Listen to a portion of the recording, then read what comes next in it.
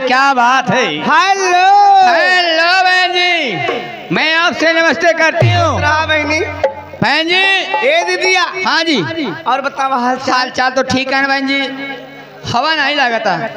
हवा नहीं लगता। ए बहनी। हाँ तुम्हें ना मालूम बात दिना में आंधी आ रही हल्का फुल्का। ये बहनी अब सोबत रहे तब मौसम ठंड पाए के हमरे। अच्छा मौसम बना के आएंगे। हाँ। अरे का बताई बहनी तो भारू है। अच्छा कैसे का बताई बहनी बताओ एक पहले तब जन्म। हाँ तब सब जानी। बताओ बहनी कैसे हो। वाह लक्ष्मीकांत। अरे शाम सजाई से हम के। हाय हाय हाय हाय। सैया सजाई से हम के हर जगावे लागे ना। सैया सजाई से हम के जगावे लागे ना। हम के जगावे लागे ना। सैया सजावा से हम के जगावे लागे ना। जगावे लागे ना।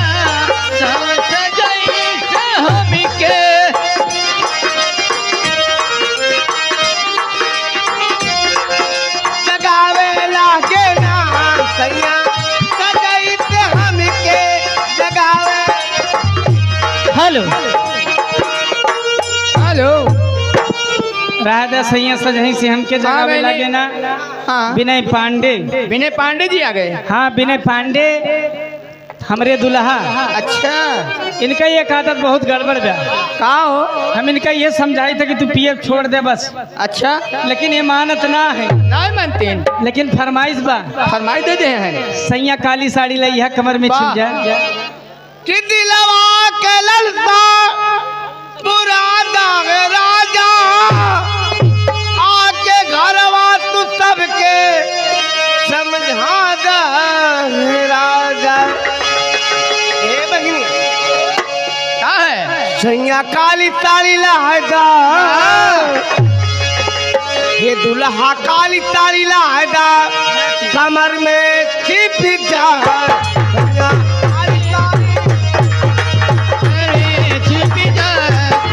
काली साड़ी लाई दा कमर में छुपी जाए। हो कमर में छिप जाए। हो कमर में छिप जाए। हो कमर में छुपी जाए। सैया काली साड़ी लाई दा। क्या बात है। वो दुल्हा काली साड़ी लाई दा कमर में छुपी जाए।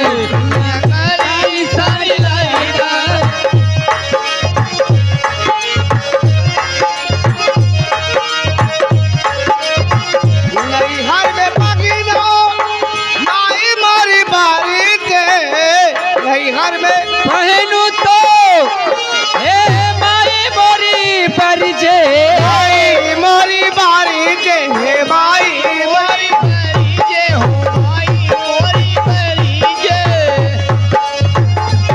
घर में पगनू माई मोरी बारी जे सारी ससुरे में पहनू सारी ससुरे में पहनू ससुया जरी जाए सारी ससुरा में पहनो ससुया जरी जाए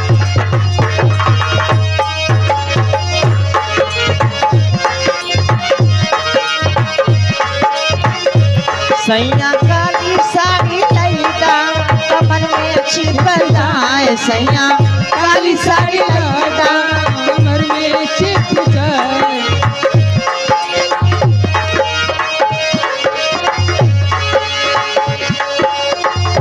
माई मोरी परिजे नहीं हर में पानी को माई मोरी परिजे माई मोरी बारी जे हो माई मोरी परिजे सारी ससुरे में पहनू क्या बात है सारी ससुरे में पहनू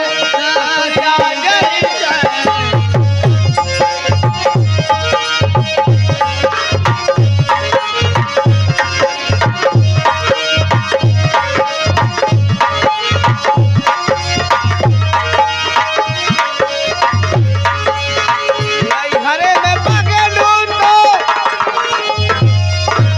मोदी मोरी बारी जे नहीं हर में पहनू तो फौजी मारी परिजे मोदी मोरी बारी जे सारी ससुरे